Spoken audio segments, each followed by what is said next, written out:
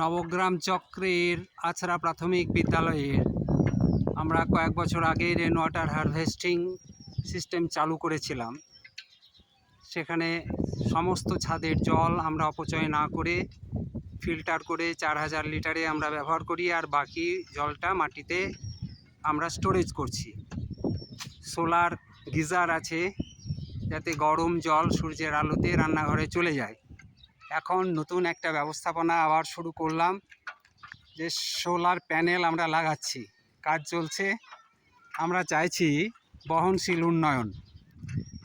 কত global warming থেকে রক্ষা পাওয়ার একমাত্র উপায় হচ্ছে যে প্রাকৃতিক যে সমস্ত শক্তিগুলো আছে, সৌরশক্তি, বায়ুশক্তি, সেগুলোকে কাজে লাগানো, প্রচুর পরিমাণে গাছ লাগানো যাতে অক্সিজেনের উৎপাদন বৃদ্ধি পায়। সঙ্গে সঙ্গে অক্সিজেন উৎপাদনের সাথে সাথে বিদ্যালয়ে ছায়া দেয়, বিদ্যালয়ের পরিবেশটা ভালো থাকে। ফলমূল উৎপাদন হচ্ছে, আপনারা সবাই জানেন আমার স্কুলের গাছপালার কথা। সেটা আজকে আবার নতুন করে একটা আমরা ভিডিও করছি আমার স্কুলের। এই হচ্ছে প্রাকৃতিক ভিউ, আছড়া প্রাথমিক বিদ্যালয়।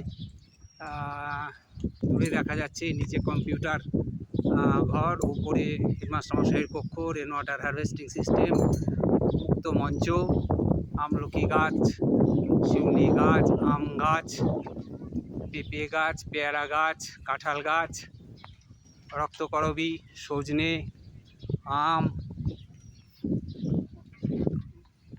প্রচুর গাছপালা আমার স্কুলে আছে। গেটে আছে কাগজ ফুল, খুব সুন্দর রং। আজকে বৃষ্টি হয়েছে, বৃষ্টি স্নাত বিদ্যালয়ে বিকেলবেলার এই দৃশ্য। আমরা চাইছি যে হিট রেজিলেন্ট একটা স্কুল তৈরি করতে, যে স্কুল হবে গ্রিন, ক্লিন এবং সাস্টেনেবল।